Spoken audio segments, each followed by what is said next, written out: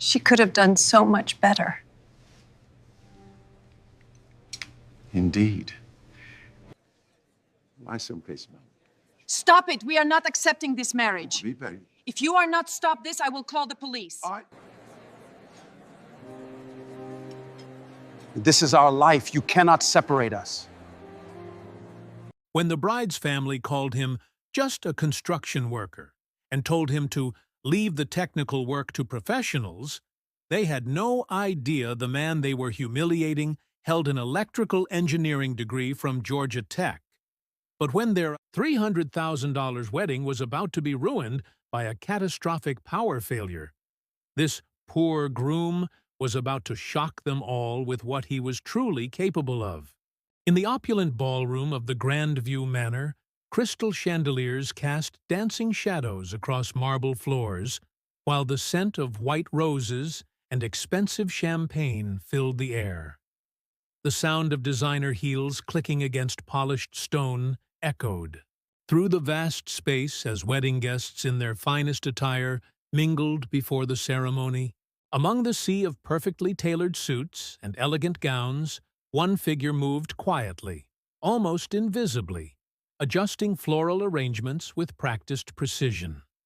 Marcus Thompson, 28 years old, straightened a wayward lily with calloused hands that seemed out of place in this world of manicured perfection.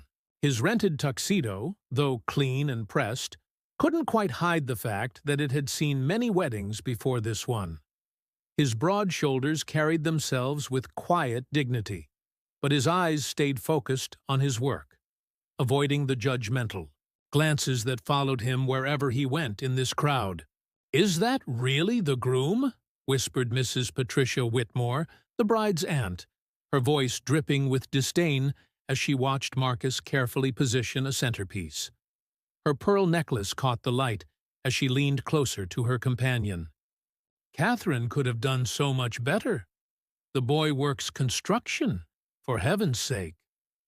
"I heard he doesn't even own a car," replied another family member, adjusting her diamond bracelet with obvious superiority. Poor Catherine, trapped by some misguided notion of love. Marcus's jaw tightened slightly, but he continued his work, moving with the same careful attention to detail he brought to everything in his life. No one in this room knew that those same hands had built the custom cabinets in their million-dollar kitchens. No one even noticed how he instinctively checked the stability of every table, every chair, ensuring the safety of people who looked at him like he was hired help rather than the groom. But when the wedding planner approached with panic in her voice, her clipboard trembling in manicured hands, Marcus stopped what he was doing and listened. "The entire sound system just failed," she whispered urgently to the venue coordinator, her face pale with professional terror. "The microphones, the speakers, everything's dead. The ceremony starts in 30 minutes, and we have 300 guests arriving any moment. The backup generator isn't compatible with our equipment, and the technician won't be here for 2 hours." Marcus moved closer, his trained ear catching technical details that made the wedding planner's eyes glaze over. Those words weren't foreign to him. They described a classic power distribution problem, something he'd solved dozens of times on construction sites where temporary electrical systems failed under load. He cleared his throat softly and stepped forward. "Excuse me, I think I might be able to help. It sounds like you have a phase imbalance issue with your temporary panel. If I could take a look at—" The wedding planner's eyes snapped to him with barely concealed irritation. "I'm sorry, but we're dealing with a very technical emergency here. Perhaps you could just continue with the flowers?" Her tone carried the dismissive weight of someone who couldn't imagine that a construction worker might understand electrical engineering. But Marcus didn't argue. He simply nodded and stepped back, watching as precious minutes ticked away while the so-called experts scrambled uselessly around expensive equipment they didn't truly understand. What they didn't know was that Marcus Thompson held a degree in electrical engineering from Georgia Tech, graduating summa cum laude before family circumstances forced him to set aside his career dreams. They didn't know that he'd spent years designing power systems for major construction projects before his father's accident changed everything. And with just one look at the electrical panel behind the stage, he could see exactly what was wrong and exactly how to fix it in less than 5 minutes. Catherine emerged from the bridal suite, her silk dress flowing like liquid moonlight, her face glowing with happiness, until she saw the chaos unfolding around the venue. Her heart sank as she realized her perfect day was dissolving into technical disaster, but then her eyes found Marcus across the room.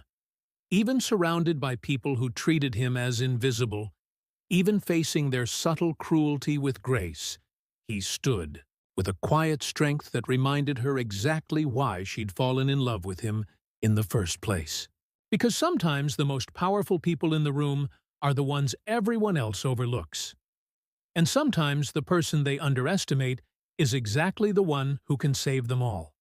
Before we continue with this incredible story of hidden strength and quiet dignity, I want to ask you something important. If you believe that true worth isn't measured by bank accounts or job titles, please hit that subscribe button and join our community of over 500,000 people who celebrate the power of character over status. Rate this story so far on a scale of 1 to 10 in the comments below. Are you feeling the tension building? Can you sense that something extraordinary is about to unfold?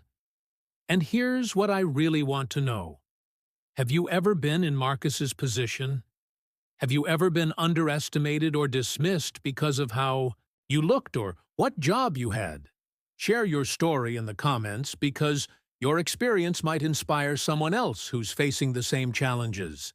Now, let's discover what Marcus is truly capable of when his bride's perfect day hangs in the balance. Marcus Thompson had been working construction for 7 years, ever since the day his world shifted on its axis, and forced him to choose between his engineering career and his family's survival. Every morning at 5:30 a.m., he laced up steel-toed boots and grabbed his hard hat, heading to job sites where his college degree meant nothing and his ability to lift, build, and endure meant everything. The Whitmore family walked by him as if he were part of the furniture, their designer shoes clicking past his work boots without acknowledgement.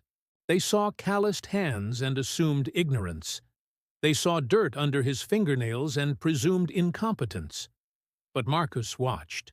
He always watched, absorbing every detail of the electrical systems he encountered, the structural challenges he solved, the engineering problems that others couldn't even identify.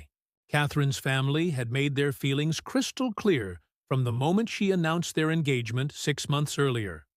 Her mother, Eleanor Whitmore, had actually suggested they postpone the wedding until Catherine came to her senses. Her father, Richard, a successful investment banker, had offered Marcus money to do the right thing and walk away. Even her younger brother James, fresh out of law school, couldn't hide his embarrassment about having a construction worker for a brother-in-law. But Catherine saw something they couldn't. She saw the way Marcus's eyes lit up when he explained why certain buildings stood for centuries, while others crumbled in decades. She saw how he sketched structural solutions on napkins when they passed. Construction sites, his mind automatically calculating load distributions and stress points. She saw the man who stayed up nights studying electrical codes and architectural principles, not because his job required it, but because engineering was in his blood. On that particular morning, as wedding preparations reached their frantic peak, Marcus heard something that made his entire body tense with recognition. The phase rotation is completely wrong, the venue's maintenance supervisor was explaining to a growing crowd of panicked staff. The temporary electrical panel was installed backwards, and now we're getting 208 volts instead of 240 volts to all the audio equipment.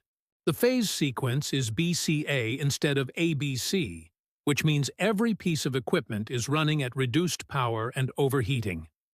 Marcus moved closer, his heart racing as technical specifications flowed through the conversation like a foreign language to everyone else present.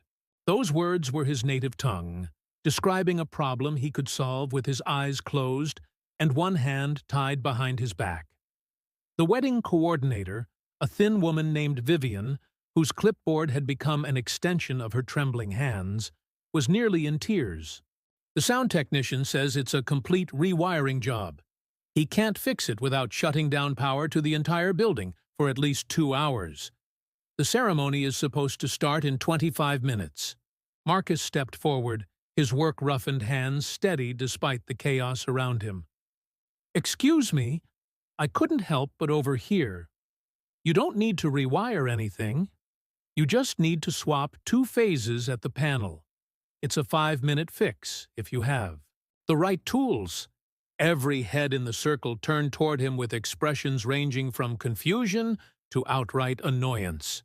Vivian looked him up and down, taking in his rented tuxedo and calloused hands, her face creasing with the effort of trying to process why a construction worker was offering technical advice.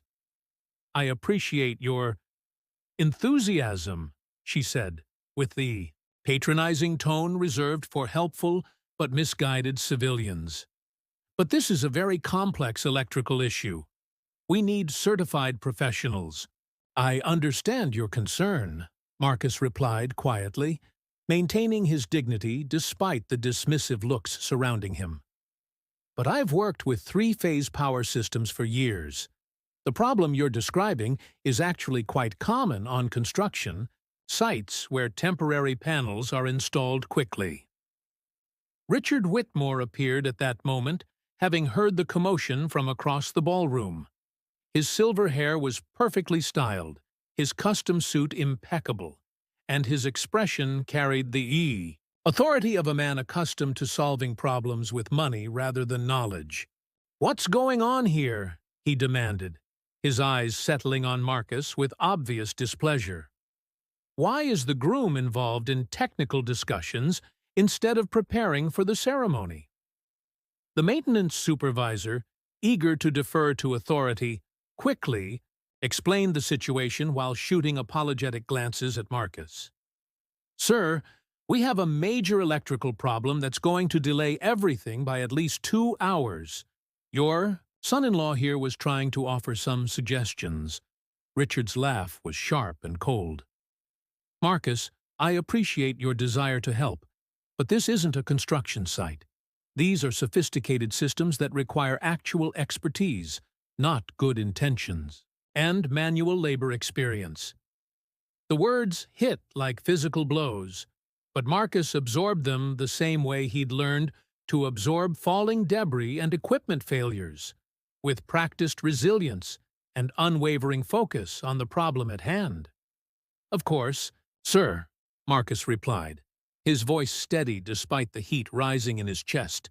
"I just thought that since the issue is with phase rotation in the temporary panel, it might be worth checking the L1, L2, and L3 connections before calling for a complete system replacement."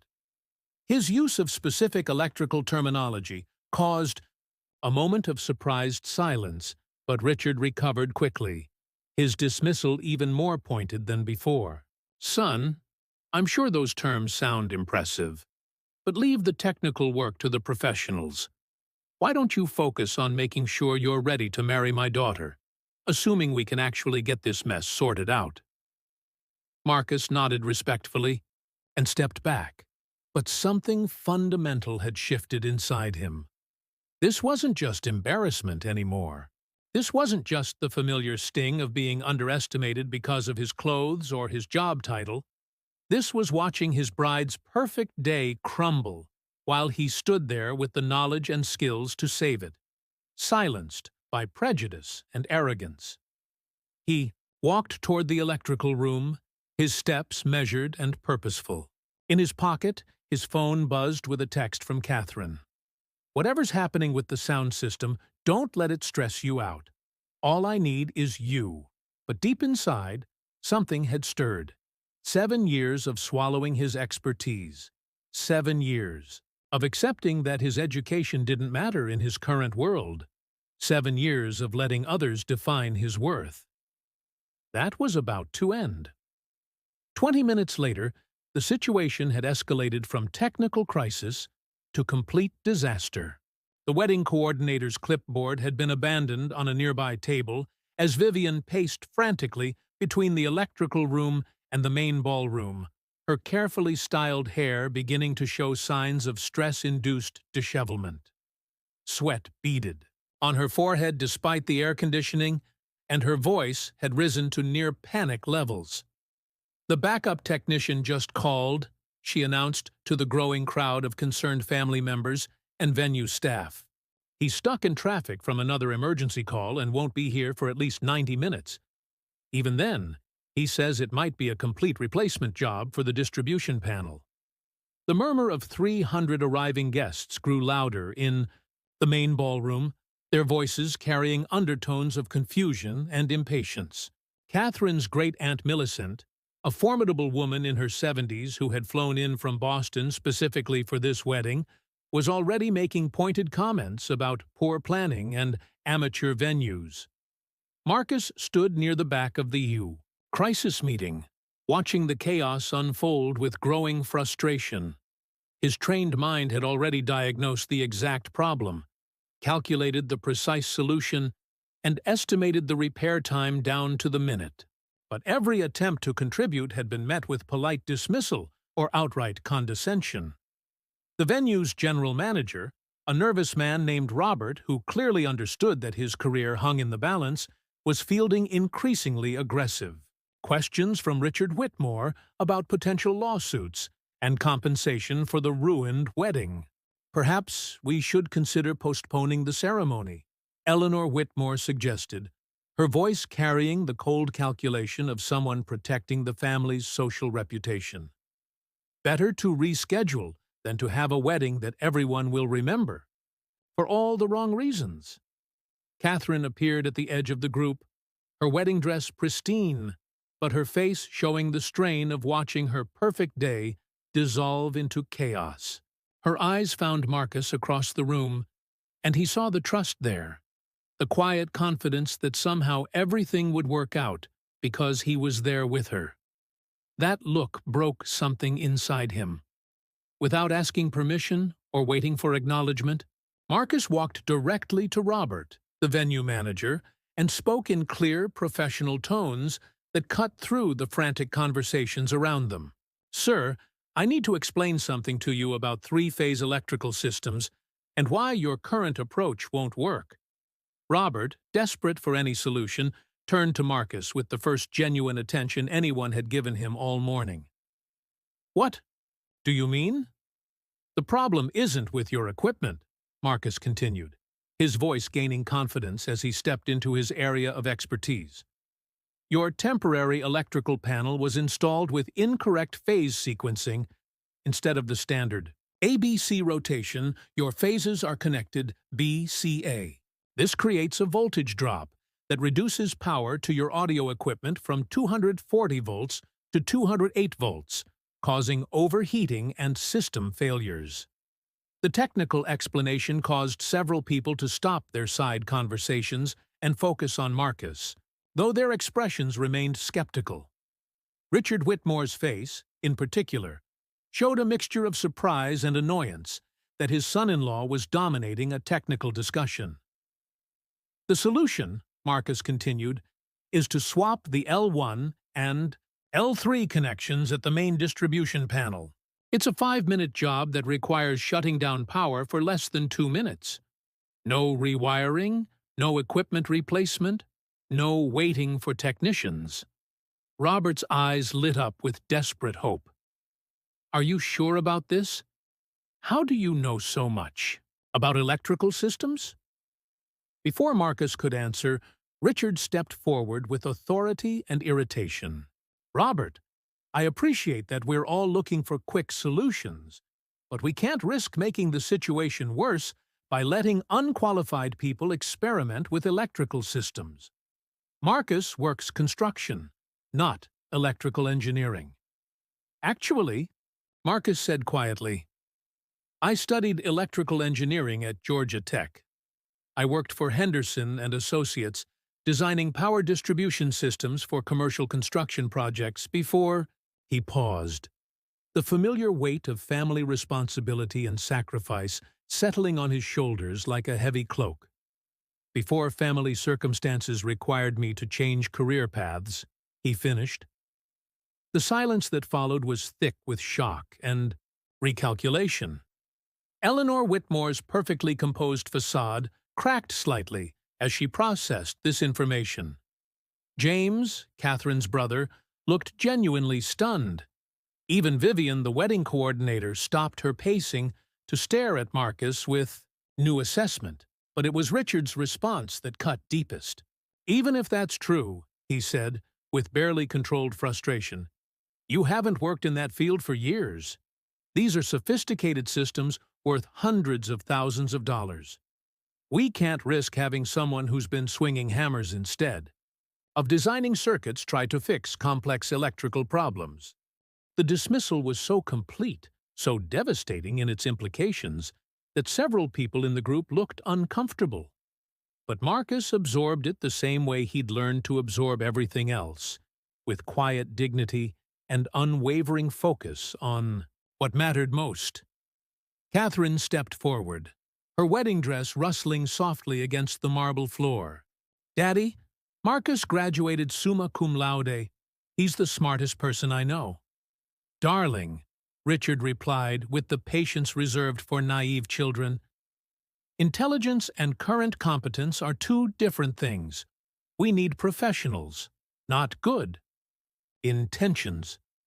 Marcus felt the familiar burn of being reduced to his current circumstances, of having his worth measured by his paycheck rather than his capabilities.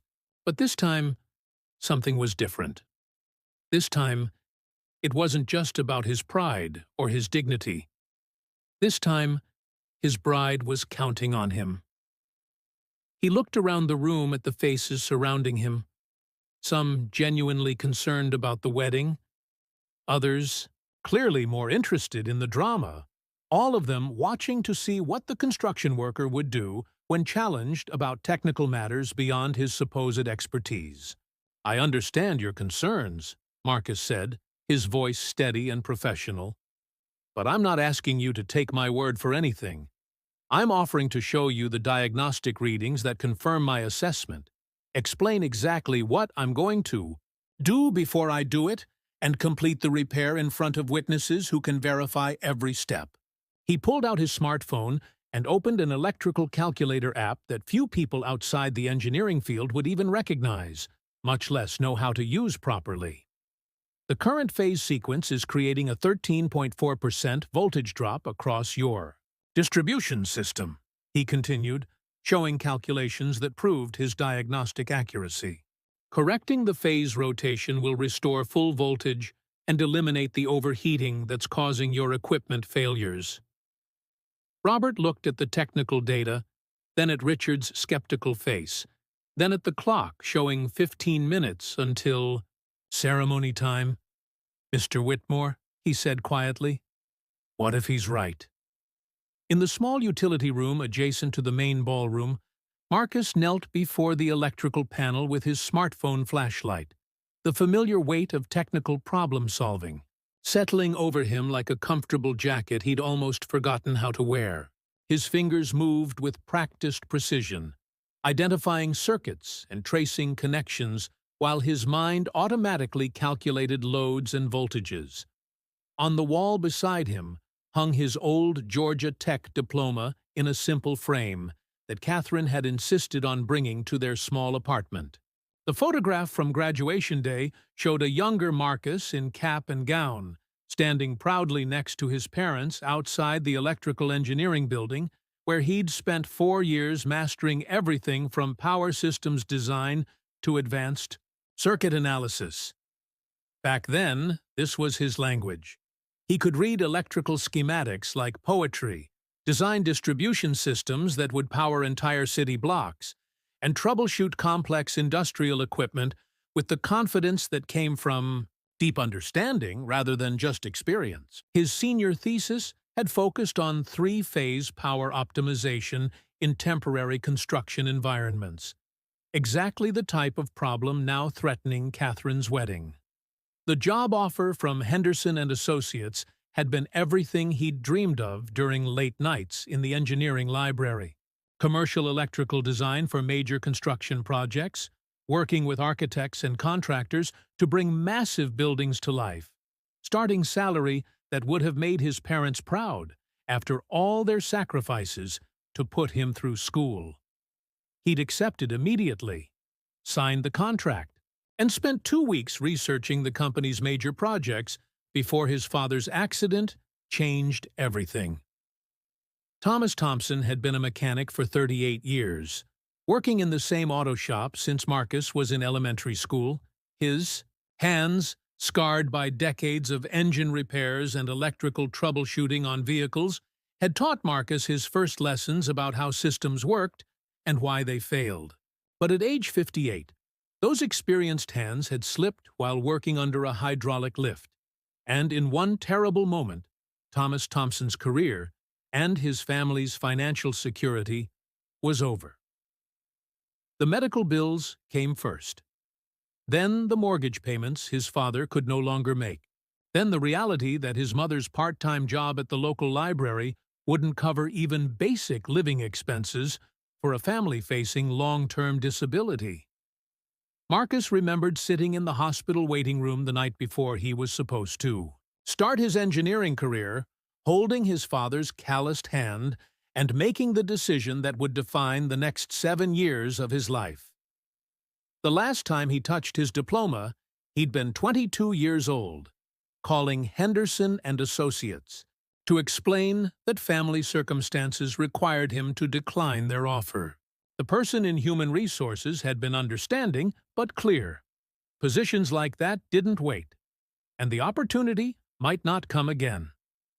His first construction job had been with Hartwell Building Company, where his engineering degree meant nothing, and his willingness to learn everything meant everything.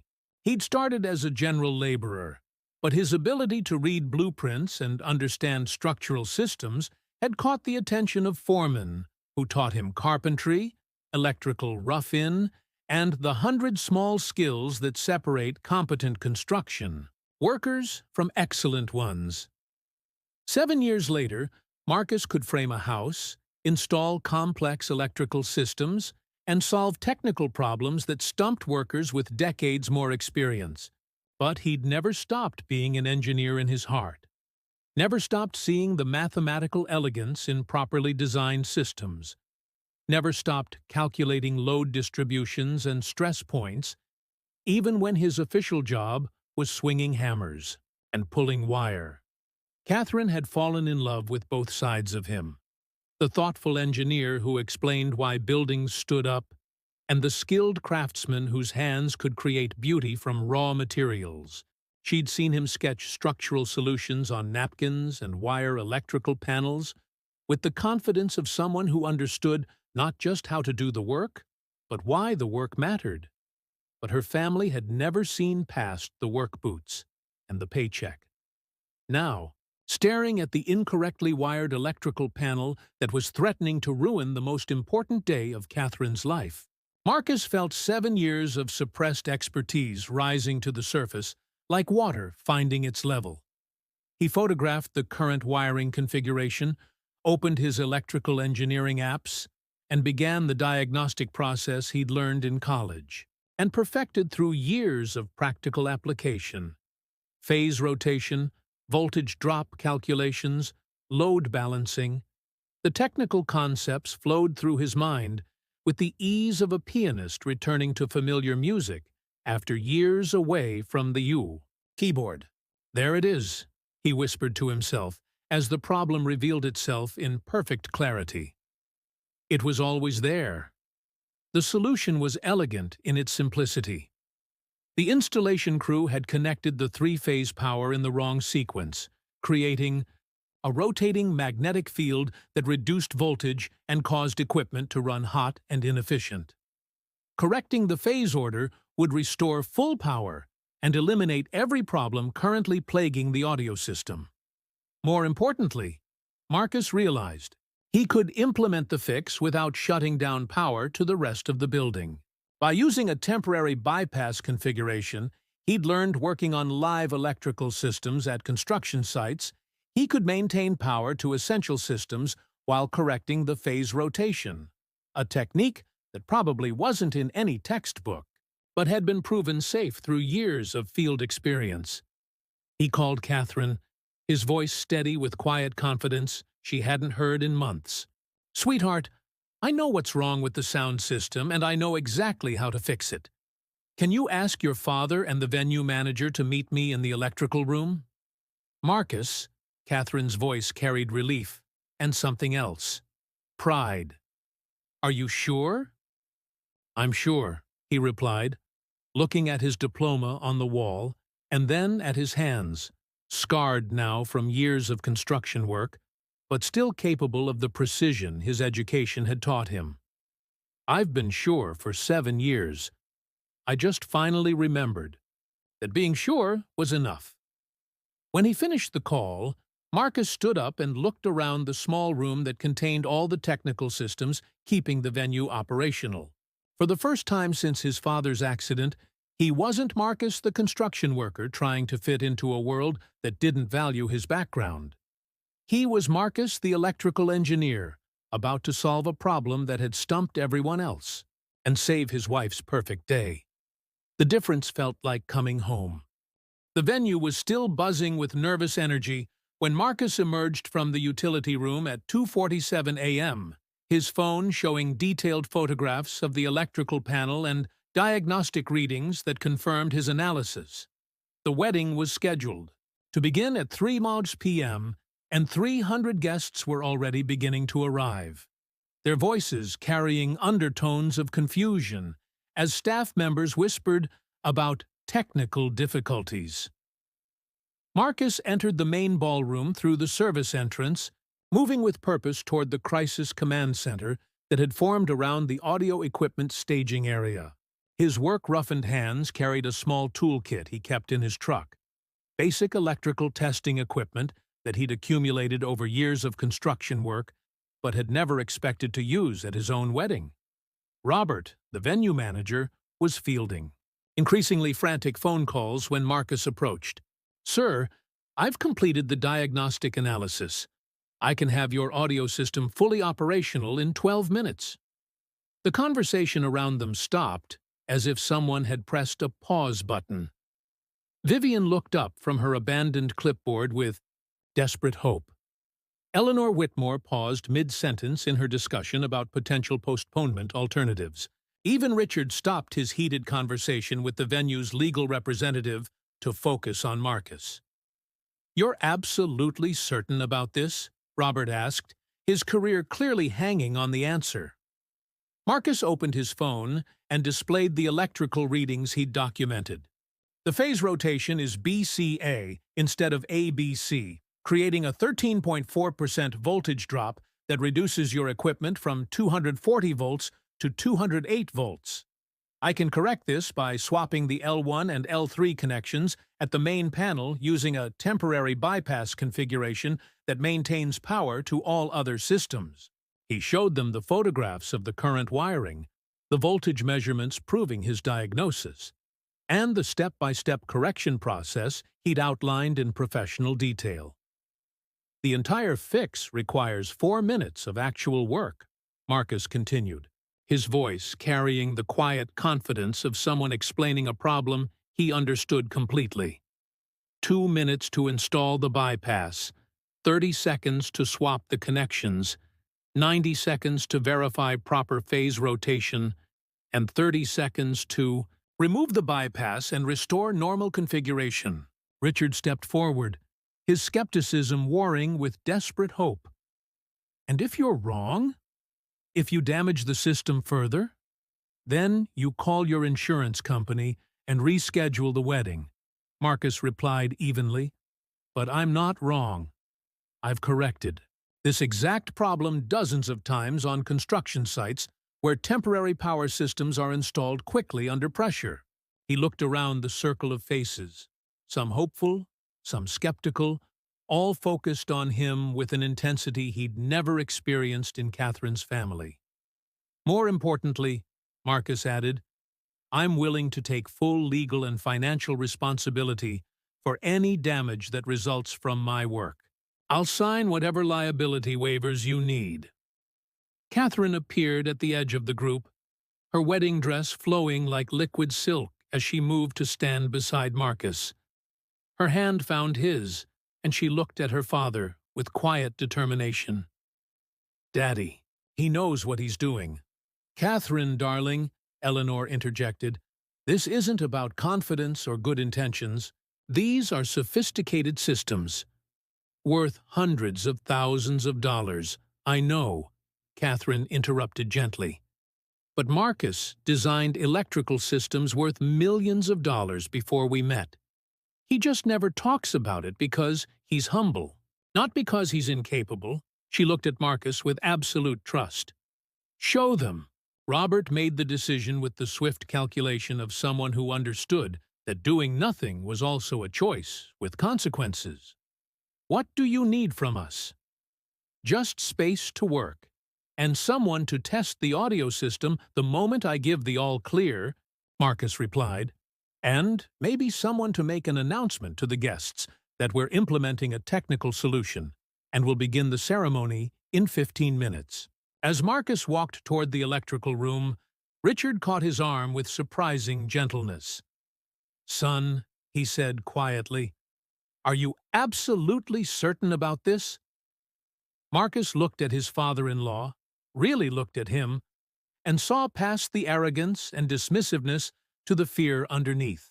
Richard Whitmore was watching his daughter's happiness hang in the balance, and despite his prejudices about construction workers and class differences, he wanted this to work almost as much as Marcus did.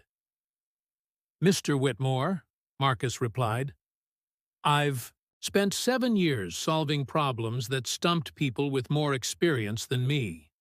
I've never been more certain of anything in my professional life.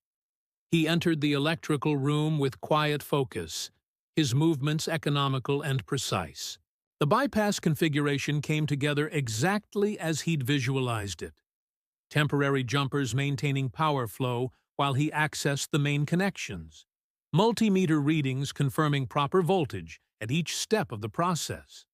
The L1 and L3 swap took less than a minute, his fingers working with the muscle memory of someone who'd performed similar operations hundreds of times. The phase rotation correction was immediately visible on his testing equipment, voltage readings jumping from 208 to 240 volts across all 3 phases. When he removed the bypass configuration and restored normal operation, Marcus allowed himself one moment of quiet satisfaction. The system was running exactly as designed, power flowing cleanly through properly sequenced phases to equipment that would now operate at full capacity without overheating. He called Robert from the electrical room. Please test your audio system. Now! Through the walls, Marcus heard the sound system come alive with crystal clarity. The wireless microphones crackled to life. The speakers delivered rich, full sound, and the backup equipment that had been struggling and failing began operating at optimal levels. The cheers from the main ballroom were audible even in the utility room. Marcus emerged to find 300 wedding guests applauding. Their confusion transformed into appreciation for whatever technical miracle had just occurred. The wedding coordinator was crying with relief, Robert was shaking hands with anyone within reach, and Catherine was walking toward him with a smile that made 7 years of sacrifice feel worthwhile. But it was Richard Whitmore's expression that surprised Marcus most, genuine respect mixed with something that might have been the beginning of understanding. Ladies and gentlemen, the wedding coordinator announced over the newly functional sound system, please take your seats. The ceremony will begin in 5 minutes. Marcus looked at his bride, took her hand, and realized that for the first time in 7 years, he felt like himself again. Not the construction worker trying to prove his worth to people who'd already decided his value, just the man Catherine had fallen in love with, using the skills he'd never really lost to save the day that mattered most. The ceremony began at exactly 3:15 p.m. with perfect acoustics and flawless technical execution. Catherine's vows rang through the ballroom with crystal clarity, Marcus's voice carried to every corner without strain, and the string quartet's music flowed with the richness that only properly powered audio equipment could deliver. The guests, initially restless from the delay, settled into the celebration with appreciation for what they assumed had been resolved by expensive professionals and expert technicians. But word spread quickly through wedding receptions, and by the time dinner service began, everyone knew that the groom had somehow fixed the sound system himself.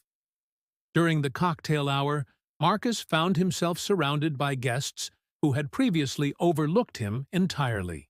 James Whitmore, Catherine's younger brother, approached with a mixture of curiosity and embarrassment. "Marcus," he said quietly, pulling him aside near the champagne fountain, "I heard you actually diagnosed and repaired some kind of electrical problem. How did you know what to do?" "I studied electrical engineering in college," Marcus replied simply, straightening his bow tie with hands that still showed traces of electrical tape residue. "The problem was fairly straightforward once I could examine the system properly." James looked genuinely stunned. "But you work construction. I thought you were." He trailed off, clearly realizing how his assumptions sounded when spoken aloud. "I work construction now," Marcus clarified without defensiveness. "I studied engineering before family circumstances required a career change. Both skill sets turned out to be useful today." Across the room, Richard was deep in conversation with Robert, the venue manager, who was animatedly explaining the technical details of Marcus's repair work. Richard's expression shifted from surprise to something approaching comprehension as the complexity of the solution became clear. Eleanor Whitmore approached Marcus during the salad course, her pearl necklace catching the light as she leaned closer to speak privately. "Marcus, dear, I owe you an apology. I had no idea about your educational background. Richard told me what you accomplished this afternoon was quite remarkable." "Thank you, Mrs. Whitmore," Marcus replied graciously. "I'm just glad Catherine's day turned out perfectly." "But why didn't you ever mention your degree?" Eleanor pressed, genuine confusion creasing her perfectly made-up features. "We had no idea you were qualified in technical fields." Marcus considered his answer carefully, aware that Catherine was listening from her seat beside him. "Because it didn't seem relevant to who I am now," he said finally. "I'm proud of my education, but I'm also proud of the work I do with my hands. Both parts of my life have value." The conversation might have ended there, but Richard Whitmore chose that moment to address the situation directly. He stood at his designated time for the father of the bride's speech, tapping his champagne flute for attention with the authority of someone accustomed to commanding rooms full of important people. "Ladies and gentlemen," Richard began, his voice carrying across the ballroom through the sound system his son-in-law had repaired, "most of you know that we had some technical challenges this afternoon that threatened to delay Catherine's wedding." A murmur of acknowledgement rippled through the crowd as guests remembered their confusion during the extended cocktail hour. "What you may not know," Richard continued, his eyes finding Marcus across the room, "is that our groom, Marcus Thompson, personally diagnosed and repaired a complex electrical system failure that had stumped professional technicians." The applause was polite but uncertain, as guests tried to process this information alongside their assumptions about the construction worker who had married into the prominent Whitmore family. Richard paused, his next words carrying the weight of public acknowledgement and private reconsideration. I learned this afternoon that Marcus graduated summa cum laude from Georgia Tech with a degree in electrical engineering. Before he met Catherine, he worked as a commercial electrical design engineer for major construction projects. The applause grew stronger, mixed with surprised conversations as guests recalibrated their understanding of the quiet man they'd barely noticed. More importantly, Richard continued, his voice softening with something that might have been respect, I learned that when family circumstances required him to change career paths, he did so without complaint or self-pity. He spent the last 7 years working construction while supporting his parents through difficult times. Catherine reached for Marcus's hand under the table, her eyes bright with tears of pride and vindication. Today, when our wedding was threatened by technical problems, Marcus didn't make excuses or point fingers or explain why it wasn't his responsibility. He simply identified the problem, calculated the solution, and fixed it with skill and professionalism that impressed everyone involved. Richard raised his champagne flute, his gesture commanding the attention of every person in the ballroom. I want to publicly apologize to my son-in-law for underestimating his capabilities and dismissing his expertise. I judged him by his current job rather than his character, his education, or his proven abilities. That was my failure, not his. The ballroom fell completely silent. 300 guests absorbing the unprecedented moment of a man like Richard Whitmore publicly acknowledging his prejudice and apologizing for it. Marcus sat quietly, his composure steady despite the emotional weight of public vindication he'd never expected and never demanded. Catherine squeezed his hand, her proud smile reflecting 7 years of patient faith finally validated. More than that, Richard continued, his voice gaining strength. I want everyone here to understand that Marcus made sacrifices I'm only beginning to appreciate. He set aside his engineering career to care for his family when they needed him most. He worked construction jobs that utilized only a fraction of his education because that's what his circumstances required. And he did it all with dignity, without bitterness, and without ever asking for recognition or sympathy. The applause began slowly, but built steadily, as guests processed the full scope of Marcus's quiet heroism. Not just the technical expertise that had saved the wedding, but the character that had sustained him through years of being undervalued and misunderstood. Today, Marcus reminded me that intelligence and education can't be judged by job titles or income levels. He showed me that true competence reveals itself in moments of crisis, and that character is measured by how someone responds when no one expects anything from them. Richard's eyes found Marcus across the room, and for the first time since Catherine had announced their engagement, his expression carried genuine respect and perhaps the beginning of understanding. So I want to toast not just my daughter Catherine, who had the wisdom to see Marcus's worth when others couldn't, but also Marcus himself, engineer, craftsman, problem solver, and the kind of man who makes the people around him better by his example. The standing ovation that followed was spontaneous and genuine. 300 people acknowledging not just the technical skill that had saved their evening, but the quiet dignity with which Marcus had endured their assumptions and proved his worth without ever compromising his character. Catherine stood and kissed her husband, her wedding dress flowing like liquid moonlight as she whispered in his ear, I told you they'd figure it out eventually. Marcus smiled, his arm around his bride, finally feeling like he belonged not just in Catherine's heart, but in the family and community that had judged him so harshly and were now seeing him clearly for the first time. But more importantly, he felt like himself again, not trying to prove his worth to others, but simply being the man he'd always been, worthy of respect, regardless of whether others chose to see it. The next morning, Marcus stepped into the Henderson and Associates office building like he had countless times in his dreams over the past 7 years. But this time, he was actually there, his leather portfolio containing updated certifications, recent project photos, and a letter of recommendation from Robert, the venue manager, describing his exceptional technical expertise and professionalism under pressure.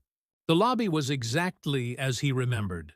Polished marble floors, floor-to-ceiling windows overlooking the city, and the subtle hum of serious business being conducted by people who designed the electrical systems that powered entire city blocks. His reflection in the elevator's polished steel showed a man who had changed significantly since his college graduation photo, but who carried himself with the quiet confidence that came from knowing exactly what he was capable of. Sarah Henderson, now the company's senior partner after her father's retirement, greeted him in the conference room with genuine warmth and professional curiosity. "Marcus Thompson," she said, reviewing his file with obvious interest. "I remember when you turned down our offer 7 years ago. Family circumstances, if I recall correctly?" "Yes, ma'am," Marcus replied, his voice steady and professional. "My father had an accident that required me to become the family's primary income source. Construction work provided immediate employment and steady income, but I never stopped learning and I never lost my passion for electrical engineering."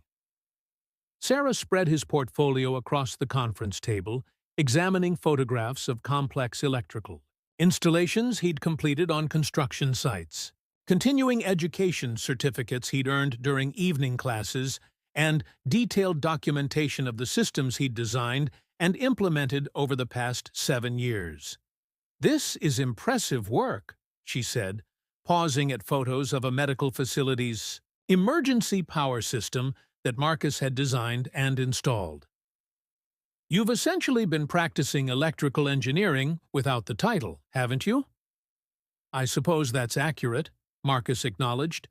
"Construction sites require the same fundamental understanding of power distribution, load calculations, and safety protocols.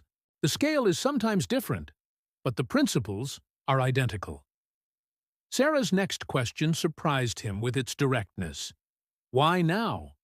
Why are you interested in returning to engineering after building what appears to be a successful construction career?"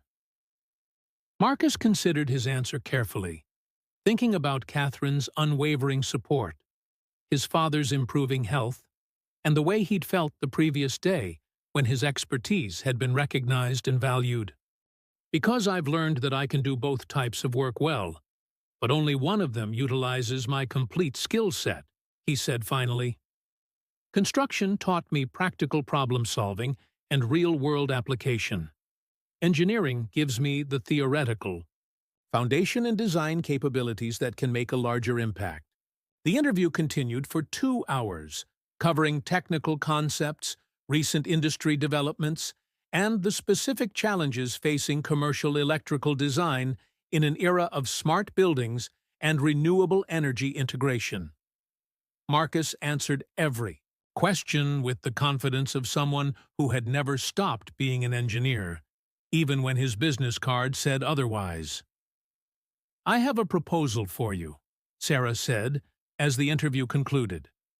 "We have a project starting next month, the new Metropolitan Hospital Complex. It's a $200 million construction project that needs an electrical engineer who understands both the design side and the practical implementation challenges that construction crews face." She slid a project folder across the table, and Marcus opened it to find architectural plans for a massive medical facility with some of the most complex electrical requirements he'd ever seen. "The position would be senior project engineer," Sarah continued, "with full responsibility for electrical system design, contractor coordination, and on-site problem-solving. The salary is competitive with your experience level, and the project timeline allows for the kind of hands-on involvement that seems to suit your background." Marcus studied the plans, his mind automatically calculating load requirements, emergency power needs, and the integration challenges between building systems. This was exactly the type of project he'd dreamed about designing during late nights in the college engineering library. "There's one condition," he said, looking up from the architectural drawings. Sarah raised an eyebrow, clearly not accustomed to job candidates making demands during offer discussions. "I want to maintain my construction contracting license and continue doing small projects on weekends and evenings. The hands-on work keeps me grounded, and I've built relationships with clients who depend on me." Sarah smiled, her expression showing appreciation for Marcus's loyalty to the people who had supported him during his career transition. "I think that's exactly the kind of practical perspective we need more of in this industry," she replied. "Done." As Marcus walked back to his truck in the Henderson and Associates parking garage, his phone buzzed with a text from Catherine. "How did it go?" "I start Monday," he typed back, then added, "but I'm still keeping the weekend kitchen cabinet. Project for Mrs. Rodriguez." Catherine's response came immediately. "That's my husband. Engineer Monday through Friday, craftsman on weekends, problem solver always." That evening, at their small apartment that still displayed his Georgia Tech diploma alongside photographs of construction projects and Catherine's nursing school achievements, Marcus found himself reflecting on the strange journey that had brought him full circle. 7 years earlier, he'd walked away from his engineering career believing he was sacrificing his dreams for family responsibility. Now, he understood that those 7 years hadn't been a detour from his career path.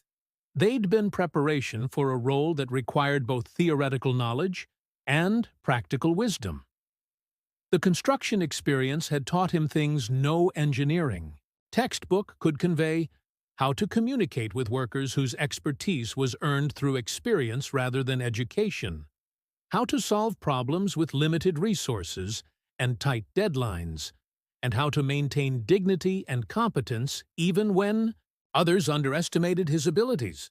More importantly, those 7 years had taught him that worth wasn't determined by job titles or income levels, but by character, competence, and the willingness to do whatever work needed to be done. Catherine found him at their kitchen table sketching electrical schematics for the hospital project with the focused intensity she'd fallen in love with years earlier. "Any regrets?" she asked, settling beside him with 2 cups of coffee. Marcus looked at his wife, thought about his father's recovery, considered the respect he'd finally earned from her family, and contemplated the career opportunity that felt like coming home to himself. "None," he said simply. Everything happened exactly as it needed to. Outside their apartment window, the city hummed with the electricity that powered every light, every computer, every life-saving medical device, complex systems that required both theoretical understanding and practical expertise to design, install, and maintain.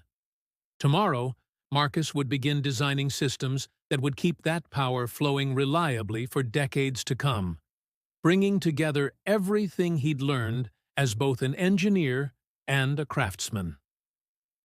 Tonight, he was simply grateful to be exactly where he belonged.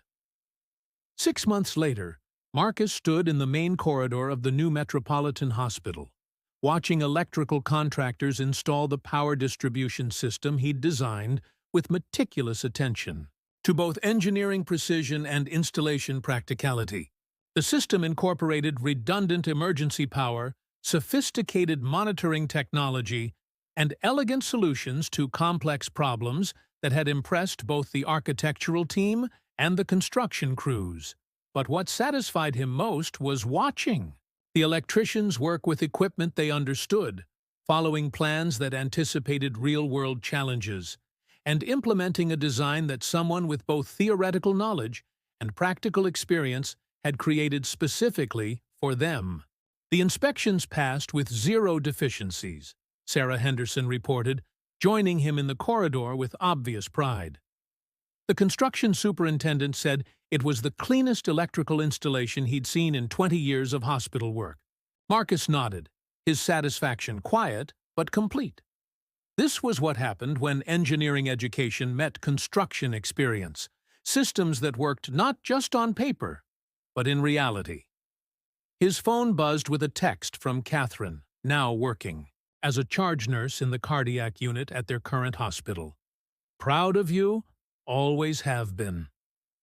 That evening, Marcus drove to his parents' house for their weekly dinner, his Georgia Tech class ring catching the light as he shifted gears. His father, Thomas, was walking without assistance now, his recovery aided by the financial stability that Marcus's dual career had provided during the difficult years.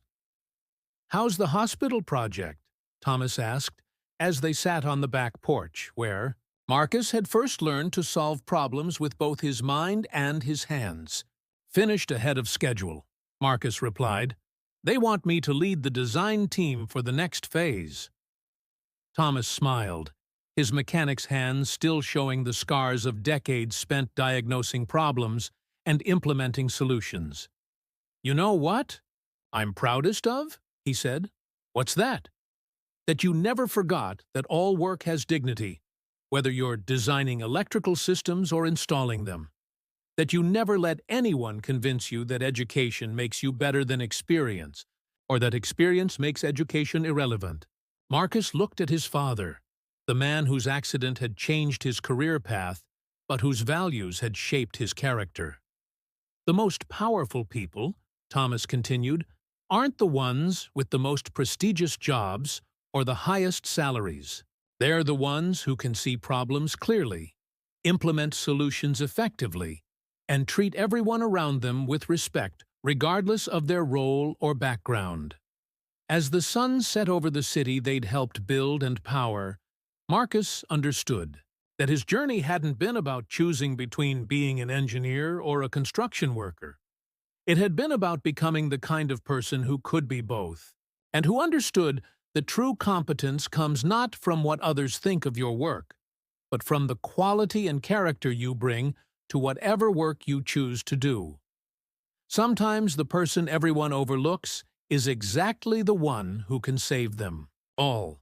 And sometimes the most important thing you can do is simply be excellent at whatever role life gives you, trusting that excellence always finds its way to recognition, respect, and the opportunity to make a difference that matters.